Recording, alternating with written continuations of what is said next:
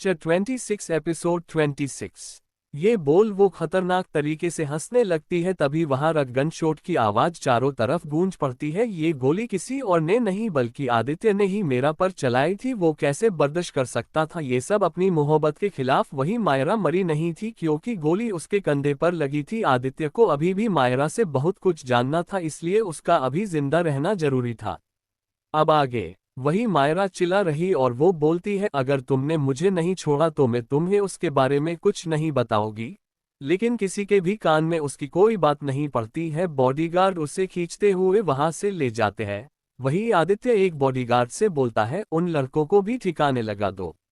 ये सुन वो बॉडीगार्ड वहां से चला जाता है। वही सब कुछ खत्म होने के बाद करण आदित्य के पास आकर बोलता है, आदि तुझे कैसे पता चला कि कोई आरू को जहर दे रहा है, वो भी हमारे यहाँ? मुझे तो सही में अभी भी यकीन ही नहीं हो रहा है। ऐसा भी हो सकता है, लेकिन ऐसा भी क्या हुआ होगा कि हमारे ही गार्ड ने ये सब किया?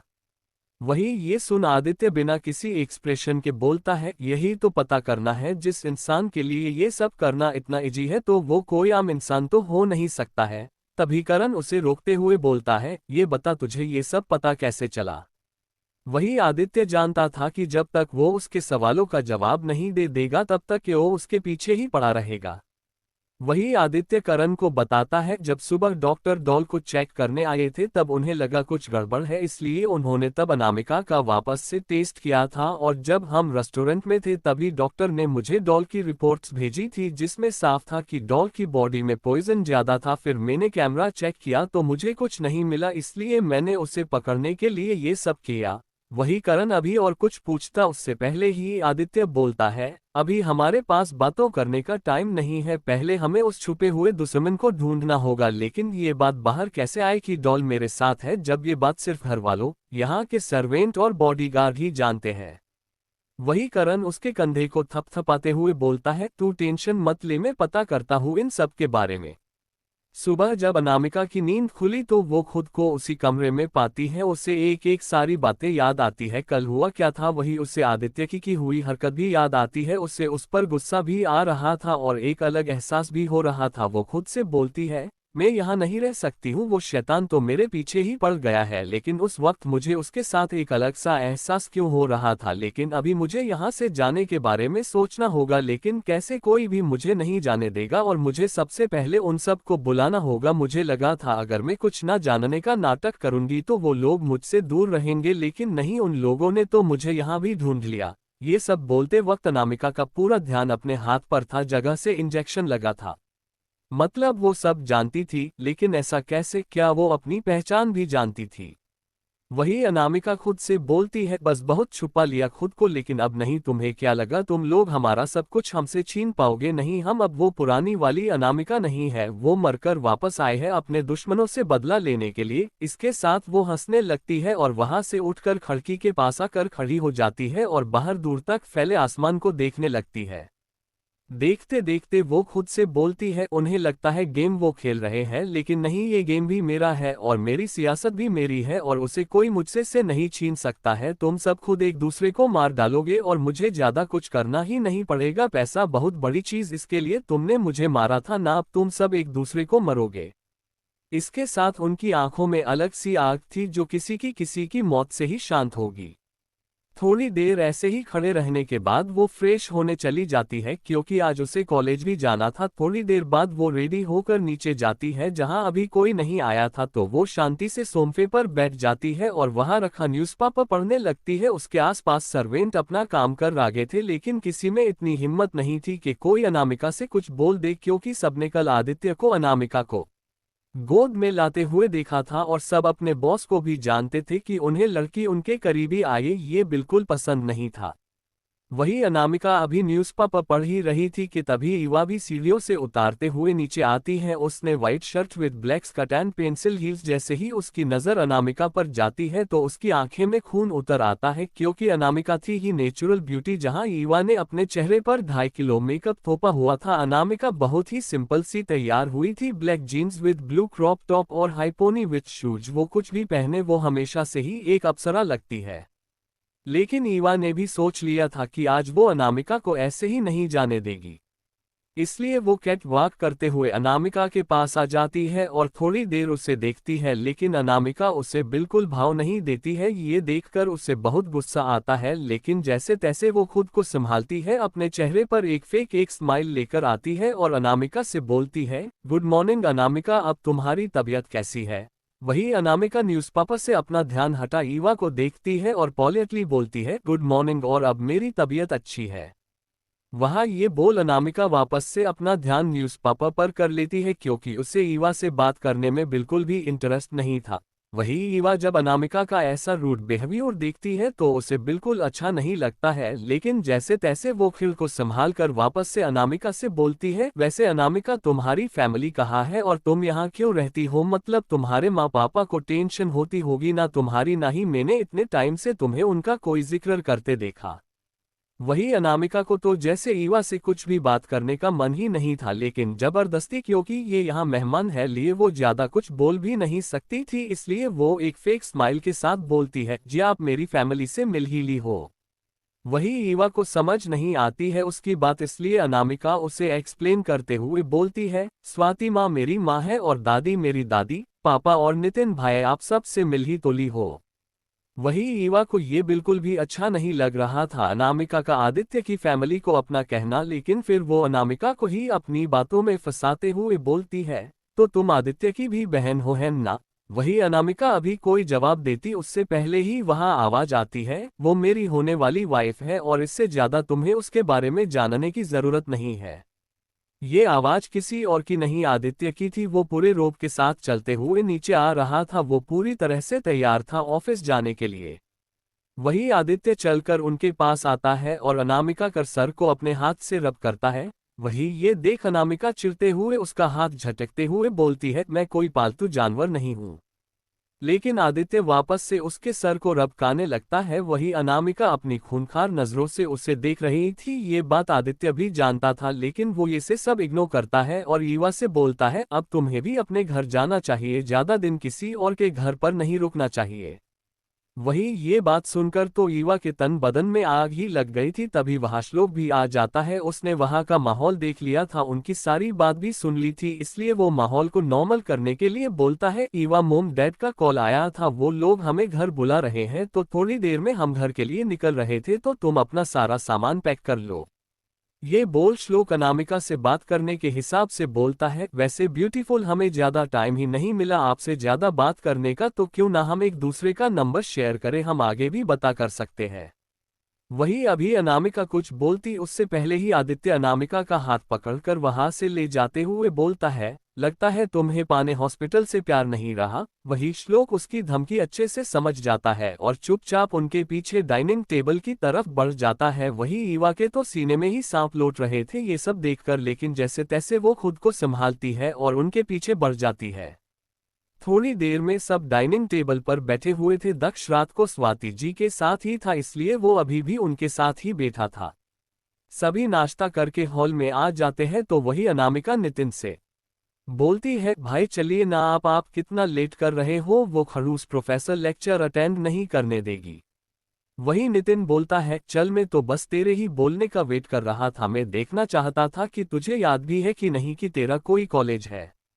वही अनामिका उससे घूरती है तो नितिन अपने दांत दिखा देता है, फिर अनामिका का हाथ पकड़कर बाहर की तरफ बढ़ जाता है। तभी आदित्य उन दोनों को रोकते हुए बोलता है, तुम दोनों बाहर मेरा वेट करो, मैं तुम दोनों को कॉलेज छोड़ूंगा और मुझे इस बात पर कोई बहस नहीं चाहिए।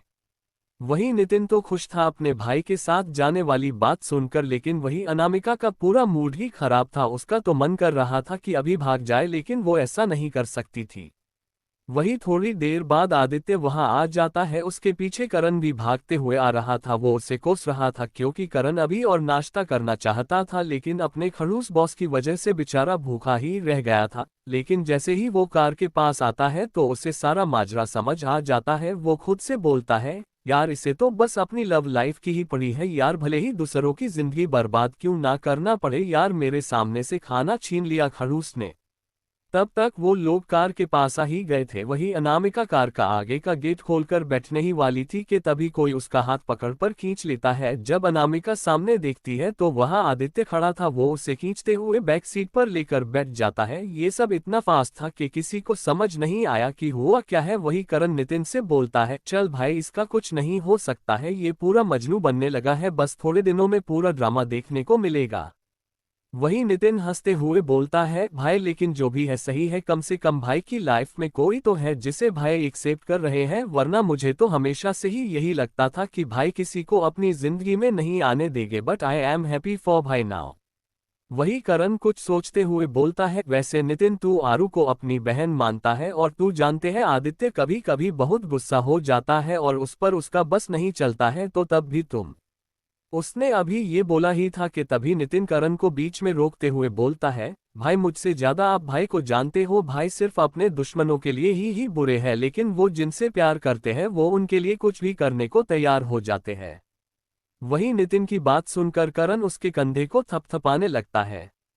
वही वो लोग आगे अभी कुछ बोलते उससे पहले ही आदित्य बोलता है, तुम दोनों अपना भारत मिलाप बाद में कर लेना, अभी तुम्हें लेट नहीं हो रहा है। वही ये सुन दोनों तुरंत कार में आकर बैठ जाते हैं। करण कार स्टार्ट कर देता है और वो लोग कॉलेज के लिए निकल जाते हैं। वही अनामिका का तो मुंह ही बना हुआ था, वो खिड़की से बाहर देख रही थी। वो भले ही ऊपर से दिखा रही थी कि वो गुस्सा, लेकिन उसके अंदर बहुत सारे इमोशन चल रहे थे जिसके बारे में वो खुद नहीं जानती थी। वही आदित्य जानता था अनामिका के मन में क्या है, इसलिए वो उसे बिना परेशान करे शांत ही बैठे रहता है, लेकिन एक मिनट के लिए भी उनकी नजरें अनामिका से नहीं हटी थी। थोड़ी देर बाद वो लोग कॉलेज पहुंच जाते हैं। नितिन कार से बाहर निकल जाता है। वही अनामिका भी निकल ही रही थी कि तभी आदित्य उसका हाथ पकड़ लेता है और उसे अपनी तरफ खींच लेता है। अनामिका उसके सीने से लग जाती है। वही आदित्य उसे बालों पर हाथ फेरते हुए बोलता है, डॉल तुम्हें इन सब के बारे में ज्यादा सोचने की जरूरत नहीं है, बस जो जैसा चल रहा है वैसा ही चलने दो, टाइम दो, तुम अपनी फीलिंग्स आराम से समझ जाओगी। ये बोल वो अनामिका के फोरहेड पर किस करता है, फिर अनामिका से अलग हो जाता है। वही अनामिका ज्यादा कुछ नहीं बोलती है, बस ध्यान से आदित्य को ही नोटिस कर रही थी। फिर अनामिका कार से बाहर निकल जाती है और नितिन के साथ कॉलेज के अंदर चली जाती है। फिर वो लोग अपनी अपनी कॉल्स की तरफ बढ़ जाते हैं। वही अनामिका अभी अपनी कॉल्स पर जाती उससे पहले ही एक लड़की अनामिका को रोकते हुए बोलती है, अनामिका नितिन तुम्हारा कॉलेज के बाहर वेट कर रहा है। वो थोड़ा परेशान लग रहा था। वही अनामिका को समझ नहीं आता है कि अभी तो वो अंदर आए थे, फिर अचानक क्या हो गया। वो तुरंत गेट के बाहर चली जाती है। 27 एपिसोड 27। वही अनामिका ज्यादा कुछ नहीं बोलती है, बस ध्यान से आदित्य को ही नोटिस कर रही थी। फिर अनामिका कार से बाहर निकल जाती है और नितिन के साथ कॉलेज के अंदर चली जाती है। फिर वो लोग अपनी अपनी कॉल्स की तरफ बढ़ जाते हैं। वही अनामिका अभी अपनी कॉल्स पर जाती उससे पहले ही एक लड़की अनामिका को रोकते हुए बोलती है, अनामिका नितिन तुम्हारा कॉलेज के बाहर वेट कर रहा है। वो थोड़ा परेशान लग रहा था। वही अनामिका को समझ नहीं आता है कि अभी तो वो अंदर आए थे, फिर अचानक क्या हो गया। वो तुरंत गेट के बाहर चली जाती है। अब आगे इस वक्त उसके दिमाग में बहुत कुछ चल रहा था। उसे लग रहा था कि कहीं नितिन के साथ उसके दुश्मनों ने तो कुछ नहीं किया, वो अपनी वजह से अब किसी को कुछ नहीं होने दे सकती थी। वो बाहर आकर आसपास अपनी नजरें दौड़ाती है, लेकिन उसे नितिन कहीं नहीं दिखता है। तभी कोई उसे पीछे से धक्का दे देता है। अनामिका गिरती उससे पहले ही वो खुद को संभाल लेती है। वो पीछे देखती है तो उसे कोई नहीं दिखता है। वापस से उसे पीछे से धक्का लगता है, लेकिन इस बार भी पीछे कोई नहीं था। अब अनामिका को लग रहा था कि जरूर कोई गड़बड़ है। वो तुरंत यहाँ से निकलना चाहती थी, लेकिन तभी किसी ने उसे एक गली में खींच लिया जो सुनसान थी। जब अनामिका देखती है तो उसके सामने 6 गुंडे जैसे दिखने वाले लड़के खड़े हुए थे। वही अनामिका को समझ नहीं आता है अब इन्हें किसने भेजा है। तभी उनमें से एक गुंडा अनामिका को गंदी तरीके से देखते हुए बोलता है, सही में अगर हमें तुझे मारने का ऑर्डर नहीं मिलता ना तो तुझ जैसी परी को कभी नहीं मारता। तभी दूसरा आदमी बोलता है, लेकिन भाई किसी को क्या पता चलेगा, अगर हम थोड़ी मस्ती भी कर ले तो वैसे भी इससे तो मरना है, तो क्यों ना हम सबका भला करके ये मरे। इसके साथ सबके चेहरे पर गंदी हंसी आ जाती है। वही अनामिका का गुस्सा इन सब की बात सुनकर बढ़ता जा रहा था, लेकिन वो शांत थी क्योंकि उसे जानना था कि इन लोगों को किसने भेजा है, क्योंकि उनकी बातों से लग रहा था कि उसे उसके पुराने दुश्मन ने नहीं भेजा है। वही उन गुंडों का हेड भद्दी तरीके से अनामिका को देखते हुए बोलता है, वैसे कहा तो तुम लोगों ने सही है तो क्यों ना शुरुआत में करूं। ये बोल वो अनामिका की तरफ बढ़ने लगता है लेकिन अनामिका अपनी जगह से हिली भी नहीं थी। वही वो गुंडा अनामिका को पकड़ने ही वाला था। वही दूसरे गुंडे तो ये सब देखकर मजे से हंस रहे थे लेकिन तभी सबके कानों में किसी की चीख पड़ी। जब सबने सामने का नजारा देखा तो सबकी आंखें हैरानी से बड़ी हो गई, क्योंकि सामने अनामिका ने उस गुंडे के हाथ को पकड़कर उसकी पीठ पर मोड़ दिया था। वही वो गुंडा अपना हाथ छुड़ाने की कोशिश कर रहा था लेकिन वो नहीं छुड़ा पा रहा था। उसे हैरानी भी हो रही थी कि एक दुबली पतली दिखने वाली लड़की के अंदर इतनी ताकत कैसे हो सकती है। वही सब गुंडों को भी समझ नहीं आ रहा था कि हो क्या रहा है, क्योंकि सामने का सीन ही ऐसा था। वही वो गुंडा अनामिका की पकड़ से छुड़ाने के लिए चिल्लाते हुए बोलता है, ए लड़की छोड़ मुझे वरना अच्छा नहीं होगा।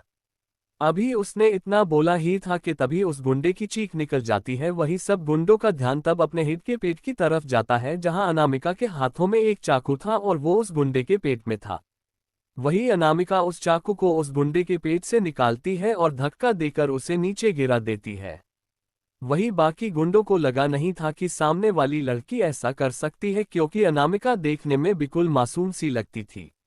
वही अनामिका के आंखों के कोई भी एक्सप्रेशन नहीं था। उसे देखकर तो ऐसा लग रहा था कि जैसे को कोई रोबोट हो, बिना किसी इमोशन और फेशियल एक्सप्रेशन के। वही अनामिका बिना कुछ बोले आगे आती है। वही सब अभी तक तो अपने बॉस को देख रहे थे जिसकी बॉडी में कोई मूवमेंट नहीं हो रही थी। सब समझ गए थे कि उसके बॉस अब नहीं रहे। ये देख उनका गुस्सा और बढ़ जाता है। उनमें से एक गुंडा गुस्से में बोलता है, ए लड़की ये तूने बिल्कुल भी अच्छा नहीं किया, अब देख हम तेरे साथ क्या करते हैं। के बोल वो सारे गुंडे अनामिका को घेर लेते हैं लेकिन अनामिका बस अपने हाथ में पके हुए चाकू को घुमा रही थी। उसने एक बार भी गुंडों की तरफ नहीं देखा था। तभी उनमें से एक गुंडा अपना हाथ आगे बढ़ाता है अनामिका को पकड़ने के लिए, लेकिन अनामिका उनकी सोच से भी ज्यादा तेज थी। उसने तुरंत उसका हाथ काट दिया। वो गुंडा दर्द में झटापटाते हुए जमीन पर गिर जाता है। वही अब सभी गुंडों का गुस्सा और बढ़ जाता है। वो सब एक साथ अनामिका पर अटैक कर देते हैं, लेकिन उन सब की उम्मीदों से अलग अनामिका के रिफ्लेक्सेस बहुत फास्ट थे। अनामिका का सिर्फ एक वार और सब जमीन पर 5 मिनट बाद ही सारे गुंडे दर्द में करहाते हुए जमीन पर पड़े हुए थे। वही अनामिका उस गुंड के हेड के पास जाती है और उसकी चेकिंग करने लगती है। तभी उससे एक फोन दिखता है। वो उस फोन में कुछ करती है, फिर वापस से उस गुंडे की जेब में डाल देती है। तभी वहां 2 कार आकर रुकती है। एक कार में से 5-6 बॉडीगार्ड बाहर निकल कर आते हैं।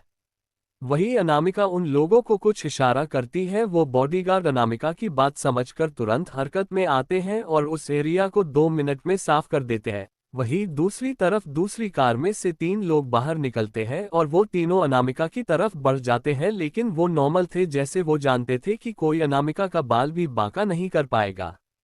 वो तीनों लोग अनामिका के सामने आकर खड़े हो जाते हैं, लेकिन अनामिका की नजरें नीचे थी, शायद को किसी सोच में खोई हुई थी। तभी उन तीनों में से एक लड़की बोलती है, आरू तू ठीक है ना? और ये लोग कौन थे? ये उनके आदमी तो नहीं है, क्योंकि हमारी नजर तो हमेशा ही उन पर बनी रहती है। लेकिन अनामिका अभी भी कुछ नहीं बोलती है। तभी उनमें से एक लड़का बोलता है, आरू क्या तू जानती है इन सबको किसने भेजा था? देख तेरे पहले ही बहुत सारे दुश्मन हैं और एक बढ़ गया। वही दूसरा लड़का बोलता है, राहुल सिया तुम दोनों शांत होंगे तभी तो वो कुछ बोल पाएगी ना। वही ये सुन वो दोनों चुप हो जाते हैं। वही थोड़ी देर बाद अनामिका उन तीनों को देखती है। इस वक्त अनामिका की आंखें खाली थी। ये देख उन तीनों को अपने सीने में दर्द महसूस होता है। वो जानते थे कि अनामिका क्या थी और हालातों और लोगों ने उसे क्या बना दिया है। वही अनामिका बोलती है, तुम चिंता मत करो, मैं ये सब संभाल लूंगी, लेकिन अब बहुत लोगों को बहुत कुछ पता चल गया है। अब मैं और इंतजार नहीं कर सकती हूँ। तुम वेद और सिया कल ही राजस्थान जाओगे और सब सेट करके आओगे और है, लेकिन वहाँ किसी को मेरे बारे में पता नहीं चलना चाहिए।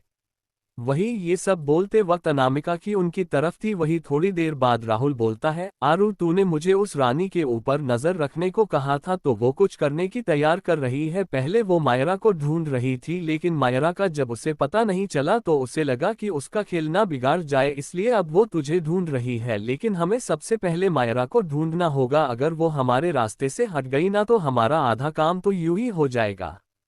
वही अनामिका इस बात का थोड़ी देर कोई जवाब नहीं देती है, लेकिन थोड़ी देर बाद बोलती है, उसको छोड़ो, वो जहां है ठीक है, लेकिन ज्यादा देर के लिए नहीं। वही राहुल वेद और सिया शांत हो जाते हैं, लेकिन कुछ सोचकर वेद बोलता है, लेकिन आरू हम राजस्थान में बाबासा को सब बता भी तो सकते हैं और जब तू उनसे मिलेगी तो ये सब करने की जरूरत ही नहीं पड़ेगी, तेरा सच उनके सामने आना चाहिए। वही अनामिका अभी भी उसकी तरफ पीठ करके खड़ी थी, वो बिना किसी इमोशन के बोलती है, उन सब को अपनी करनी की सजा जरूर मिलेगी और वो ये है कि उन्हें मैं कभी नहीं मिलूंगी और ये सब मैं सिर्फ इसलिए कर रही हूँ क्योंकि उस इंसान का बर्बाद होने बहुत जरूरी है, मेरी इस हालत में उसका सबसे बड़ा हाथ है।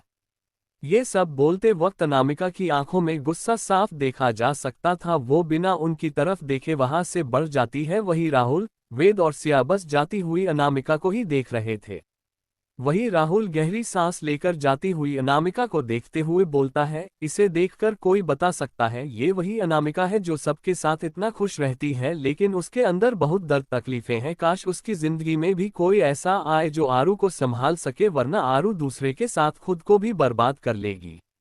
वही उसकी बात सुनकर सिया राहुल के कंधे पर हाथ रखते हुए बोलती है, राहुल तू क्यों नेगेटिव सोच रहा है, पहले तो आरू उनके खिलाफ खड़ा ही नहीं होना चाहती थी, हम उसे कितना कहते थे, अब वो अपने लिए लड़ रही है और देखना उसकी जिंदगी में भी आएगा वो इंसान, वो आरू को इन सब तकलीफों से दूर ले जाएगा। वही वेद भी सिया की बातों में हाँ मिलाते हुए बोलता है, राहुल सिया सही कहा रही है और अब हमें अपना काम करना चाहिए क्योंकि अब मुझे लग रहा है अनामिका कुछ करने का सोच रही है और उसे हमारे साथ की जरूरत पड़ेगी और हम उस कभी अकेले नहीं छोड़ेंगे। ये बोल वेद अपना हाथ आगे बढ़ा देता है तो राहुल और सिया भी उसका हाथ पकड़ लेते हैं, फिर वो लोग वहां से निकल जाते हैं। वहीं दूसरी तरफ राजस्थान के जैसलमेर में एक महल जो कई एकड़ में फैला हुआ था, वो महल अपनी अलग ही भव्यता दिखा रहा था। उस महल में कई नौकर चाकर घूम रहे थे और काम कर रहे थे। वहीं उसी महल के एक कमरे में एक अधेड़ उम्र का बुजुर्ग बैठा हुआ था और टीवी देख रहा था। वही टीवी देखते हुए उसके चेहरे पर कोई एक्सप्रेशन नहीं था, शायद वो अपनी अलग ही किसी सोच में खोए हुए थे। तभी वहां कोई गेट नॉक करता है तो वो अंदर आने को बोलते हैं तो दो लोग अंदर आते हैं, उसके चेहरे पर अलग ही तेज था। वही वो बुजुर्ग जैसे जानते थे कि उसके पीछे कौन है, इसलिए वो अपना से अपनी चेयर पर टिकाते हुए बोलते हैं, राजवीर, विक्रमजीत, क्या हमें हमारी गलती की कभी माफी नहीं मिलेगी? हमें एक उम्मीद मिली थी लेकिन वो भी टूट गई, कहाँ छुपा रखा है उन्होंने हमारी बच्ची को? क्या वो जानती होगी हमें? अगर हमारे हाथ नहीं बंधे होते तो हम अभी वहां जाकर उस सहगल को खुद बर्बाद कर देते, लेकिन अपनी दी हुई कसम को हम नहीं तोड़ सकते हैं। वही राजवीर और विक्रमजीत उनके कंधे पर अपना एक एक हाथ रख देते हैं और उन्हें दिलासा देते हुए बोलते हैं, बाबा सा इसमें सिर्फ आपकी गलती नहीं है, सबसे ज्यादा गलती तो हमारी है जो हम हमारी बहन को नहीं बचा पाए, लेकिन अब हम हमारी बहन की आखिरी निशानी को भी नहीं ढूंढ पा रहे हैं, कहाँ होगी वो? ऐसा भी उसे कहाँ छुपा रखा है? राजवीर जी बोलते हैं, उसने हमसे कहा था कि वो मायरा है, लेकिन आज उस सुरेश का इंटरव्यू देखकर हमारी ये उम्मीद भी टूट गई, अब कहाँ ढूंढे? हमें तो ये भी नहीं पता कि उनका नाम क्या है, वो दिखती कैसी है, कहाँ है वो है भैया। इसके आगे वो कुछ बोल ही नहीं पाते हैं। ताही विक्रमजीत कुछ सोचते हुए बोलते हैं, बाबा सा लेकिन हमें कार्तिक का फोन आया था, वो बोल रहा था जिसने भी ये सब किया है वो हमारे महल में है। ये सुन बाबा साहब बोलते हैं, हम नहीं जानते आप क्या करोगे, लेकिन हमें वो चाहिए जिसने हमारे परिवार को बर्बाद किया है और हमारी बेटी की आखिरी निशानी को भी हमें ढूंढना होगा, हमें बस सच जानना है।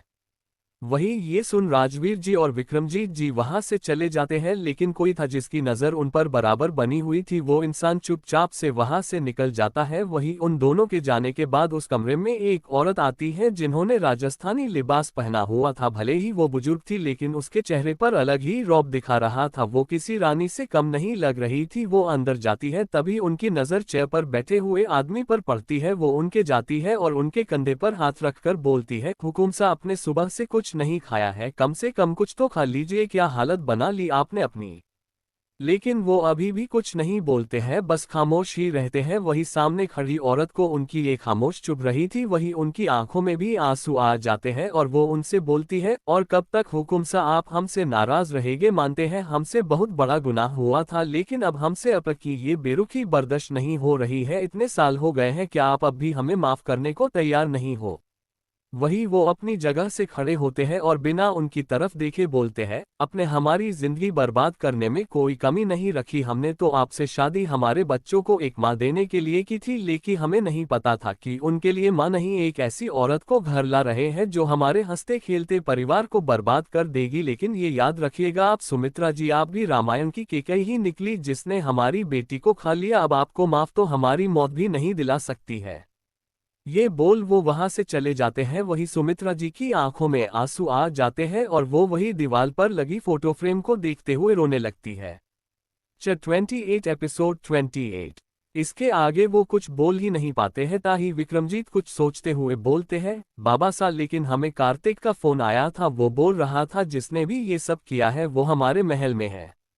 ये सुन बाबा साहब बोलते हैं, हम नहीं जानते आप क्या करोगे, लेकिन हमें वो चाहिए जिसने हमारे परिवार को बर्बाद किया है और हमारी बेटी की आखिरी निशानी को भी हमें ढूंढना होगा, हमें बस सच जानना है।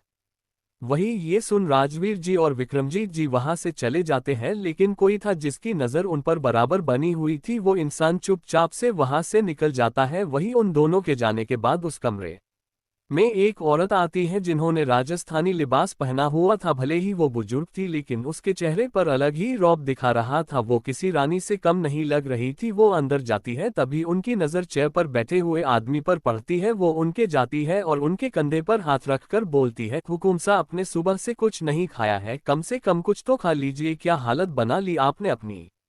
लेकिन वो अभी भी कुछ नहीं बोलते हैं, बस खामोश ही रहते हैं। वही सामने खड़ी औरत को उनकी ये खामोश चुभ रही थी। वही उनकी आंखों में भी आंसू आ जाते हैं और वो उनसे बोलती है, और कब तक हुकुम सा आप हमसे नाराज रहेंगे, मानते हैं हमसे बहुत बड़ा गुनाह हुआ था, लेकिन अब हमसे अब की ये बेरुखी बर्दाश्त नहीं हो रही है। इतने साल हो गए हैं, क्या आप अब भी हमें माफ करने को तैयार नहीं हो।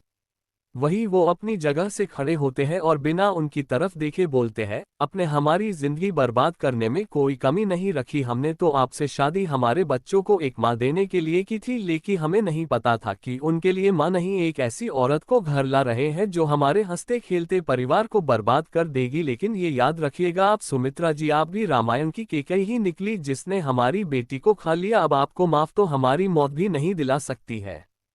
ये बोल वो वहां से चले जाते हैं। वही सुमित्रा जी की आंखों में आंसू आ जाते हैं और वो वही दीवार पर लगी फोटो फ्रेम को देखते हुए रोने लगती है।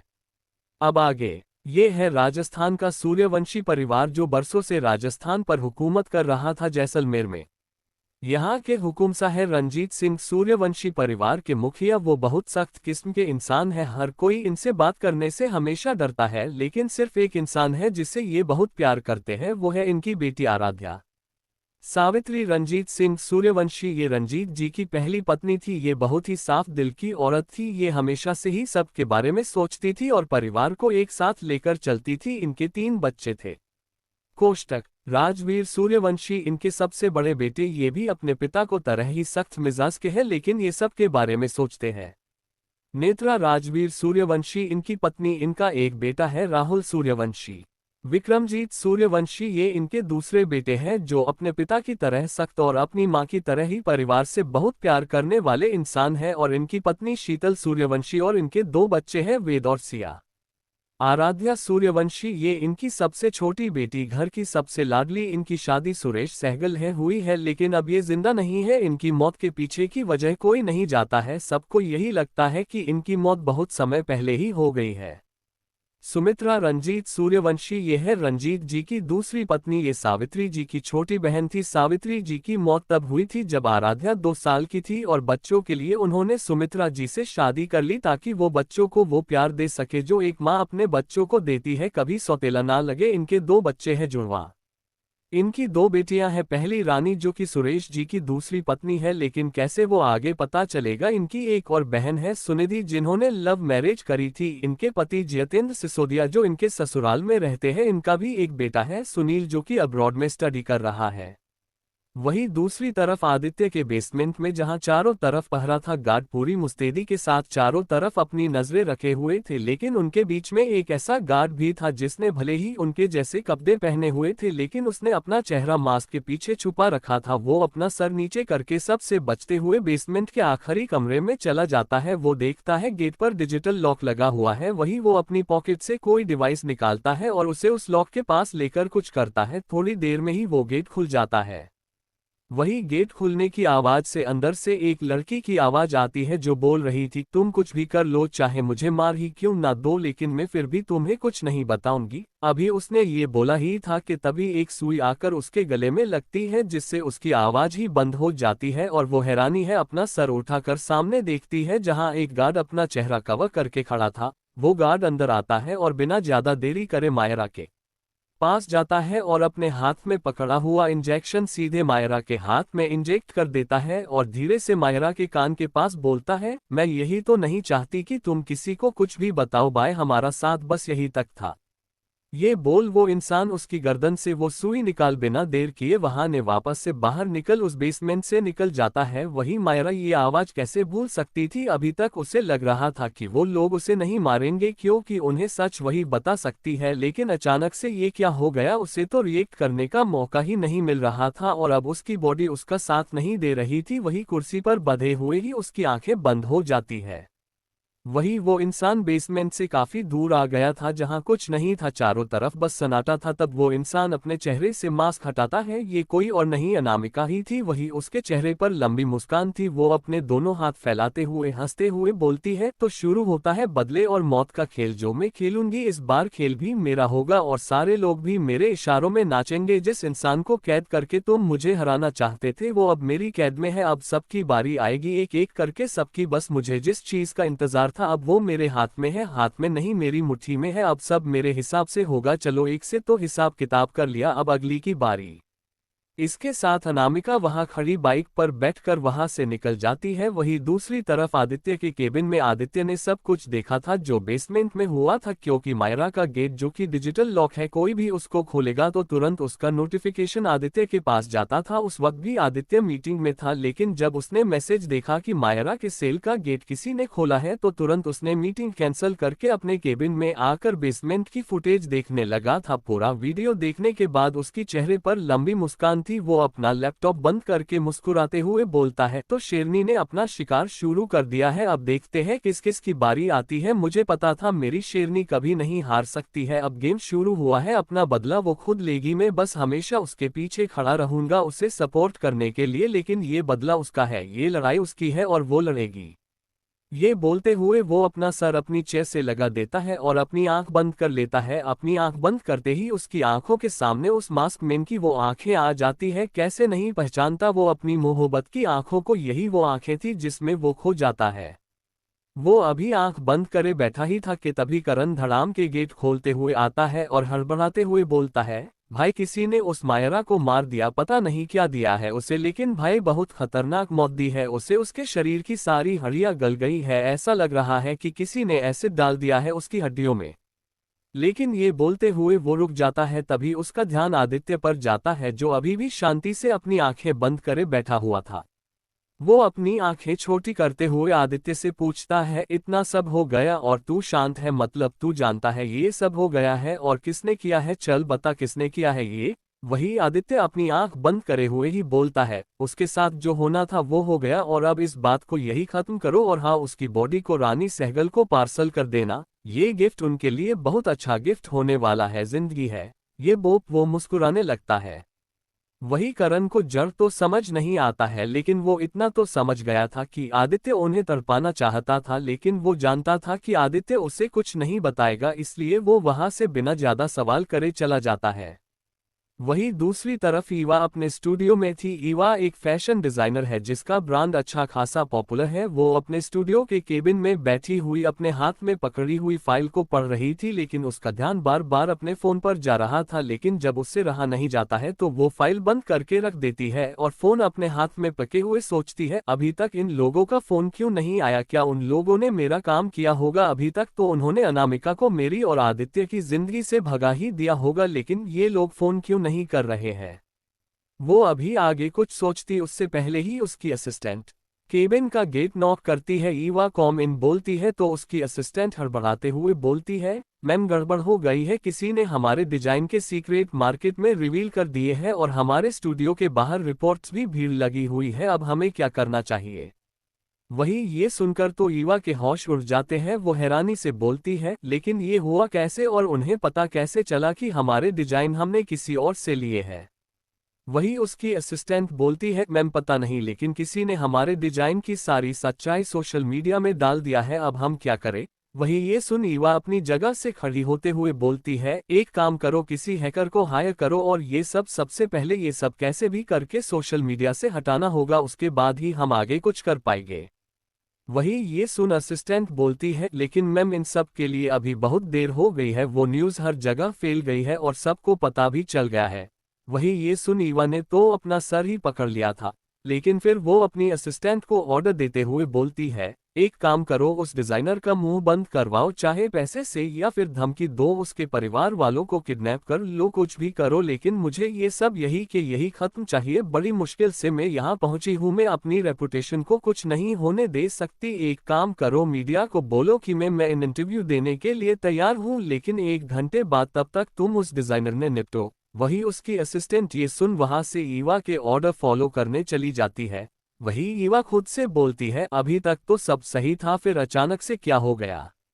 वो अभी ये सब सोच ही रही थी कि तभी उसका फोन बजने लगता है। उसे लगता है कि उन गुंडों का ही फोन होगा, गुड न्यूज़ देने के लिए कॉल किया होगा। ये बोल वो बिना स्क्रीन देखे ही कॉल उठा लेती है और तुरंत पूछती है, काम हुआ? देखो, मुझे सिर्फ अच्छी खबर ही सुननी है, अगर मेरा काम नहीं हुआ होगा तो मैं तुम्हें एक पैसा भी नहीं दूंगी। अभी वो इनके आगे कुछ बोलती उससे पहले ही सामने से आवाज आती है, मैम मैं पुलिस स्टेशन से बोल रहा हूँ। वही ये सुनकर ईवा को बोलती ही बंद हो जाती है, उसे उनका कॉल करने का मतलब समझ नहीं आता है। वो डरते हुए बोलती है, सर हुआ क्या है, आपने मुझे कॉल किया? तभी सामने से पुलिस वाला बोलता है, देखिए मैम, हमें एक गली में से 5-6 गुंडे मिले हैं, उसकी हालत ज्यादा अच्छी नहीं है, किसी की हड्डियां टूटी हुई है या फिर किसी का कोई बॉडी पार्ट अलग है और 2 की तो जान ही चली गई है, लेकिन उनमें से एक गुंडे के मोबाइल नंबर में हुए अपना नंबर मिला है और अब लोगों की बात 2 बार हुई है, इसमें ये साफ देखा जा सकता है अब आप हमारी सस्पेक्ट है, आपको इस वक्त ही पुलिस स्टेशन आना होगा।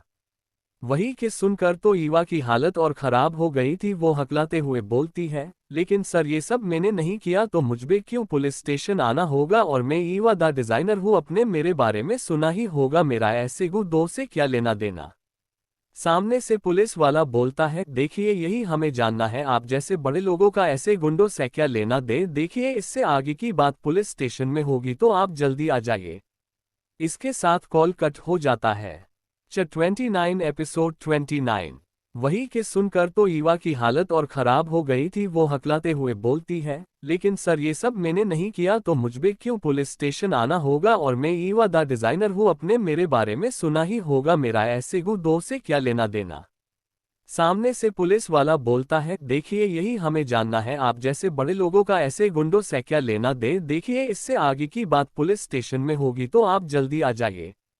इसके साथ कॉल कट हो जाता है। अब आगे दूसरी तरफ पुलिस स्टेशन के एक रूम में ईवा बैठी थी और उसके सामने 2 पुलिस वाले बैठे थे जो उससे क्वेश्चन कर रहे थे, लेकिन ईवा उन्हें कोऑपरेट नहीं कर रही थी। तभी बाहर से उन्हें कुछ आवाज आती है। तभी एक कांस्टेबल बाहर से अंदर आता है और दोनों ऑफिसर को ग्रीट करते हुए बोलता है, सर बाहर मिस ईवा के लॉयर आए हुए हैं, वो आपसे बात करना चाहते हैं। वही ईवा जब अपने लॉयर के आने की बात सुनती है तब जाकर उसकी जान में जान आती है। उसने अभी तक खुद को कैसे संभाला था ये तो वही जानती थी, अभी तक उसने कैसे खुद को शांत रखा था। वही ये सुनकर पहले वो दोनों इंस्पेक्टर बाहर जाते हैं, फिर लॉयर से बात करके ईवा को छोड़ देते हैं। वही इन सब में लगभग 3 घंटे लग गए थे। वही बाहर आते ही ईवा का चेहरा गुस्से में पाउटिंग ताम तमाया हुआ था। बाहर आते ही वो लॉयर पर भागते हुए बोलती है, तुम अभी तक कर क्या रहे थे, मैंने तुम्हें पूरे 3 घंटे पहले बुलाया था और तुम इतनी लेट आए, तुम्हारी वजह से मुझे वहां इतनी देर रहना पड़ा, अब बोलोगे कुछ? वही वो लॉयर भी कोई छोटा नहीं था, उसकी खुद की सेल्फ रेस्पेक्ट थी, वो कैसे बर्दाश्त कर सकता था कि कोई भी उसे ऐसे ही सुना दे। ऊपर से वो यहाँ श्लोक के रिक्वेस्ट पर आया था। वही जब श्लोक को पता चला था कि उसकी बहन जेल में है तो उसने तुरंत लॉयर को पुलिस स्टेशन भेजा था, लेकिन वही बाहर मीडिया को भी इस बारे की खबर लग गई थी। वही ईवा की असिस्टेंट ने उन्हें वही स्टूडियो में रोका हुआ था, लेकिन पता नहीं कैसे ये न्यूज़ सभी रिपोर्टर को पता चल गया था। वो वहां से तुरंत पुलिस स्टेशन निकल गए थे। उन्हें पता नहीं था कि ये न्यूज़ सही है या गलत, लेकिन वो इतनी बड़ी न्यूज़ मिस नहीं करने दे सकते थे। वही दूसरी तरफ ईवा इन सब से अनजान लॉयर से बहस कर रही थी। वही उसकी असिस्टेंट बार बार ईवा को कॉल कर रही थी रिपोर्टर के बारे में बताने के लिए, लेकिन ईवा का ध्यान तो अपने फ़ोन पर था ही नहीं। वो अभी कुछ करती उससे पहले ही वहां रिपोर्टर्स पहुंच जाते हैं और उसे घेर कर सवाल करने लगते हैं और ये जानने की कोशिश करती है ईवा को यहाँ लाया क्यों गया है।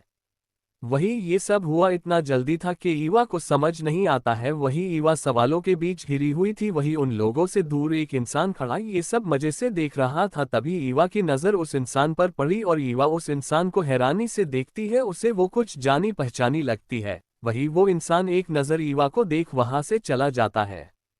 वही थोड़ी दूर पहुंचने के बाद वो इंसान अपना मास्क हटाता है तो वो अनामिका थी। वही अनामिका एक खतरनाक मुस्कान के साथ बोलती है, ईवा ये सिर्फ वार्निंग थी मुझसे उलझने के लिए, लेकिन अगर तुम नहीं संभली ना तो तुम्हारी मौत में खुद अपने हाथों से लिखूंगी। वो अभी यही सोच ही रही थी कि तभी उसके फोन बजने लगा। ये उसका अलार्म था जो उसने सेट किया था। अब उसे वापस से कॉलेज जाना था। वो किसी को खुद पर शक करने नहीं दे सकती थी, इसलिए वो वहां से निकलकर कॉलेज पहुंच जाती है। वो एन टाइम पर ही पहुंची थी। 5 मिनट बाद ही नितिन उसे ढूंढते हुए वहां पहुंच जाता है। जैसे ही वो अनामिका को देखता है तब जाकर उसे शांति मिलती है, क्योंकि अब उसके दिल में अनामिका को खोने का डर बैठ गया था। वो उसके पास जाकर पूछता है, तू यहाँ क्या कर रही है? मैं तेरा वेट क्लास के बाहर कर रहा था, लेकिन तूने मुझे मैसेज करके यहाँ बुलाया। वही अनामिका क्यूट तरीके से बोलती है, वो भाई ना मेरा मन नहीं था लास्ट लेक्चर अटेंड करने का, इसलिए मैंने बंक मारा, सॉरी। ये सब बोलते वक्त अनामिका बहुत क्यूट लग रही थी। उससे देख कोई बता ही नहीं सकता था ये वही अनामिका है जो थोड़ी देर पहले ये सब कांड करके आई है। वही नितिन उसका चेहरा देख कुछ बोल ही नहीं पाता है। वो दोनों बाहर आते हैं तो बाहर उन्हें आदित्य दिखाई देता है जो कार से टिककर खड़ा था। व्हाइट शर्ट और रॉयल ब्लू पैंट, उसकी शर्ट के 3 बटन खुले हुए थे। वो देखने में बहुत ही अट्रैक्टिव लग रहा था। वही अनामिका और नितिन का आदित्य का यहाँ आने का रीजन समझ नहीं आया, इसलिए एक नज़र वो दोनों एक दूसरे को देखते हैं, फिर आदित्य की तरफ बढ़ जाते हैं। वो लोग जैसे ही वहां पहुंचते हैं आदित्य अपने शेड्स निकल देता है और आगे बढ़कर अनामिका का हाथ पकड़ लेता है और नितिन से बोलता है, पीछे वाली कार में ड्राइवर तुम्हारा वेट कर रहा है, वो तुम्हें घर छोड़ देगा। वही ये सुनकर तो अनामिका और नितिन दोनों आदित्य की कार के पीछे हैरानी से देखते हैं। फिर नितिन कुछ सोचकर बोलता है, भाई आरू भी मेरे साथ है तो मैं उसे भी अपने साथ ले जाता हूँ। ये बोल वो अनामिका का हाथ पकड़ने ही वाला था कि तभी आदित्य अनामिका को खुद की तरफ खींच लेता है और अपनी बाहों में भर लेता है। वही अनामिका को तो समझ ही नहीं आ रहा था हो क्या रहा है। वही नितिन को थोड़ा बहुत समझ में आ रहा था और अब उसे अपने भाई को परेशान करने में बहुत मजा आ रहा था, इसलिए वो भोला बनते हुए बोलता है, भाई अगर आरू आपके साथ जाएगी तो मैं भी आपके साथ ही चलूंगा, मैं भी तो आपका ही छोटा भाई हूँ, आई एम श्योर कि आप मुझे अकेले नहीं छोड़ोगे। लेकिन आदित्य को उसकी बातों से जैसे कोई फर्क ही नहीं पड़ा। वो तो अनामिका को लेकर कार में बैठ जाता है और वहां से निकल जाता है। वही नितिन तो ये सब मुंह खोले बस देखता ही रह गया। उसका भाई उसे छोड़कर चला गया। ऐसे ही वो पैर पटकते हुए पीछे वाली कार में बैठ जाता है। करण बैठते ही उसके चेहरे पर मुस्कान आ जाती है और वो ये सारी न्यूज़ करण को बताने लग जाता है, क्योंकि दोनों का दिमाग एक जैसा ही दौड़ता है।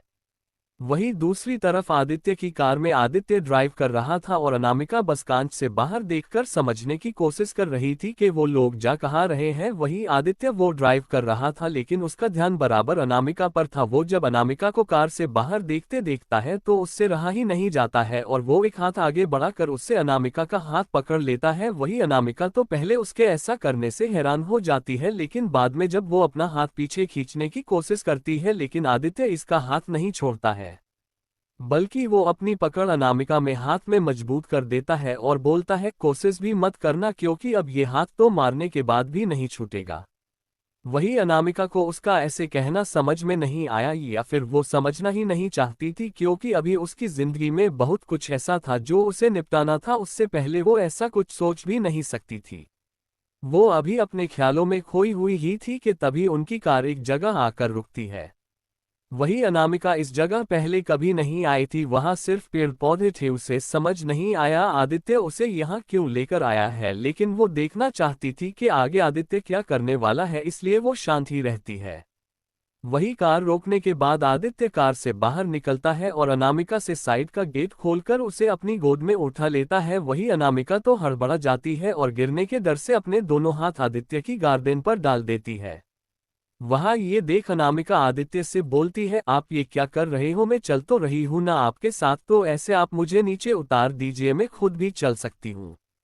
लेकिन आदित्य साफ मना करते हुए बोलता है, मुझे बहुत अच्छे से पता है तुम चल सकती हो, लेकिन अभी मुझे तुम्हें ऐसे ही ले जाना है, और अगर तुमने ज्यादा बोलने के लिए मुंह खोला ना तो फिर मैं और बहुत कुछ भी कर सकता हूँ, तो शांत रहो थोड़ी देर। वही अनामिका के पास शांत रहने के अलावा कोई और ऑप्शन ही नहीं था। थोड़ी देर चलने के बाद वो एक झील के पास आकर रुकते हैं जो नेचुरल थी एयर, उसके आसपास बहुत सारी बटरफ्लाइज भी उड़ रही थी। वही ये देखकर तो अनामिका कहीं खो ही गई। वही आदित्य अनामिका को अपनी गोद से उतार देता है। वही अनामिका का ध्यान तो अब बस उस जगह पर था, वो आदित्य को तो जैसे भूल ही गई थी। वही आदित्य ने जब अनामिका को खुश देखा तो उसके दिल में एक अलग सी शांति महसूस हुई। वो एक टक जुनून के साथ उसे देख रहा था, जैसे उसे अपनी आंखों में बसना चाहता है। वहीं दूसरी तरफ राजस्थान में राजवीर जी हड़बड़ाते हुए हुकुमसा कमरे में पहुंचते हैं, जहां पहले से ही हुकुमसा और विक्रमजीत जी किसी बात पर चर्चा कर रहे थे। राजवीर जी बिना ज्यादा कुछ सोचे तुरंत उनके पास पहुंचते हैं और उनसे बोलते हैं, बाबा साहब हमें हमारी बच्ची के बारे में जानकारी मिली है। वही ये सुनते ही वो दोनों लोग अपना काम छोड़कर हैरानी से राजवीर जी को देख रहे थे और उनके आगे बोलने का वेट कर रहे थे। वही उनकी बातों को समझकर राजवीर जी बोलते हैं, हमने वहां के नौकर से पता करवाया है और हमें पता चला है कि उस घर में मायरा के अलावा कोई लड़की नहीं रहती है। यहाँ तक कि वो चारों बच्चे भी हमेशा लंदन में रहे हैं और जब वो अभी यहाँ आए हैं तो इस बारे में सहगल परिवार को कोई जानकारी नहीं है। और एक बात ये बात भी पता चली है कि बहुत साल पहले उस सुरेश और उन घर वालों से परेशान होकर हमारी गुड़िया ने वो घर छोड़ दिया था। उसके बाद ना ही उन लोगों ने गुड़िया से कोई रिश्ता रखा और ना ही कभी बात करी। वहां ये सुनकर हुकुमसा गुस्से में बोलते हैं, पता नहीं हमारी फूल जैसे बच्ची कहाँ होगी, हमें कुछ नहीं सुनना है, आप दोनों कैसे भी करके अब उनके बारे में जानकर लेकर हमें देंगे। वही ये सुन राजवीर जी वहां से चले जाते हैं और विक्रमजीत जी किसी सोच में खो जाते हैं, लेकिन वो इस बात से अनजान थे कि उनकी बात कोई कान लगाकर सुन रहा था। ये और कोई नहीं जितेंद्र ही था, इनका घर जमाई। वो उनकी बात सुनने के बाद वहां से निकल में महल के पीछे वाले एरिया में चला जाता। एक नज़र वो आसपास देखता है जैसे कोई उसे देख तो नहीं रहा। वही जब उससे कंफर्म हो जाता है कि वो सेफ है तो वो अपना फोन निकालता है और किसी को कॉल करता है। थोड़ी देर रिंग जाने के बाद सामने से कॉल रिसीव होता है और एक औरत हेलो बोलती है। वही सामने वाले की बात सुनकर जितेंद्र तुरंत बोलना शुरू करते हैं, रानी यहाँ उस बूढ़े को आता चल गया है कि मायरा का सहगल परिवार से कोई रिश्ता नहीं है। अब वो लोग वहाँ के नौकरों को पैसे देख सच निकाला रहे हैं, हमें कुछ करना होगा, हम ऐसे ही सब बर्बाद नहीं होने दे सकते हैं। अगर मायरा को कोई अता पता नहीं चल रहा है तो अब भी हमारे पास हमारा सबसे बड़ा हथियार है, उससे हम उस अनामिका को ब्लैकमेल करके सब अपने नाम करा सकते हैं। 30 एपिसोड 30। वही जब उससे कंफर्म हो जाता है कि वो सेफ है तो वो अपना फोन निकालता है और किसी को कॉल करता है। थोड़ी देर रिंग जाने के बाद सामने से कॉल रिसीव होता है और एक औरत हेलो बोलती है। वही सामने वाले की बात सुनकर जितेंद्र तुरंत बोलना शुरू करते हैं, रानी यहाँ उस बूढ़े को आता चल गया है कि मायरा का सहगल परिवार से कोई रिश्ता नहीं है। अब वो लोग वहाँ के नौकरों को पैसे देख सच निकाला रहे हैं, हमें कुछ करना होगा, हम ऐसे ही सब बर्बाद नहीं होने दे सकते हैं। अगर मायरा को कोई अता पता नहीं चल रहा है तो अब भी हमारे पास हमारा सबसे बड़ा हथियार है, उससे हम उस अनामिका को ब्लैकमेल करके सब अपने नाम करा सकते हैं।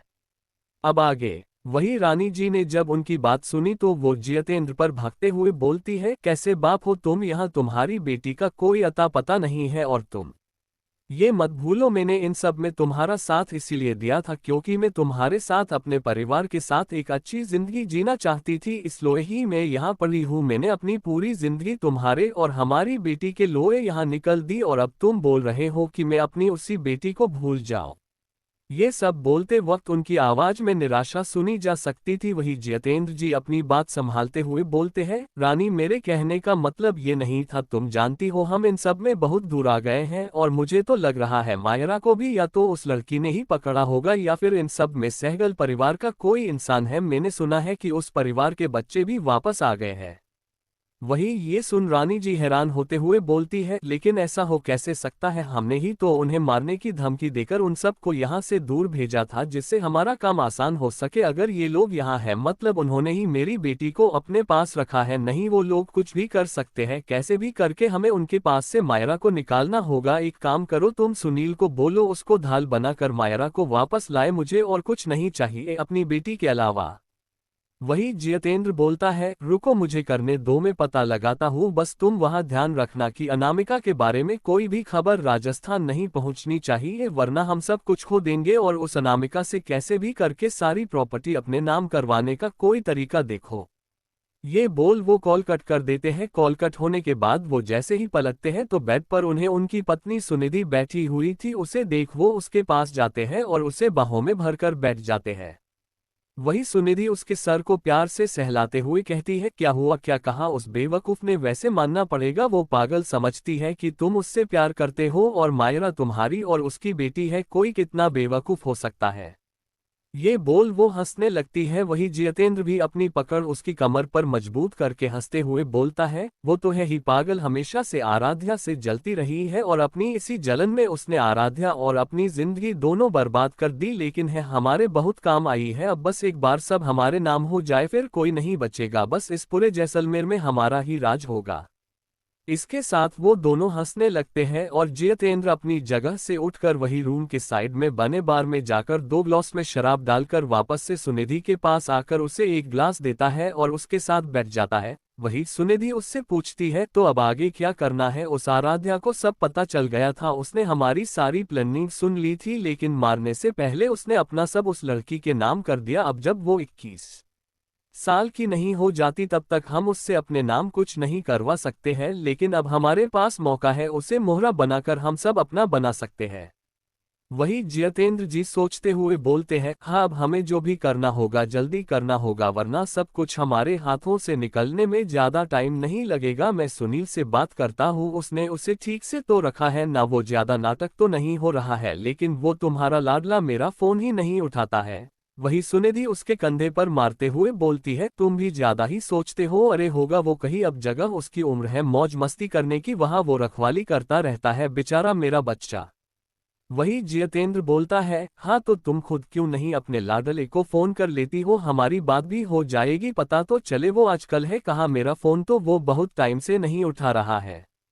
वही ये सुन सुनिधि अपना फोन उठाकर सुनील को कॉल करती है, लेकिन वो फोन नहीं उठाता है। वही सुनिधि कई बार ट्राई करती है लेकिन वो फोन नहीं उठाता है। अब उसे भी टेंशन हो रही थी।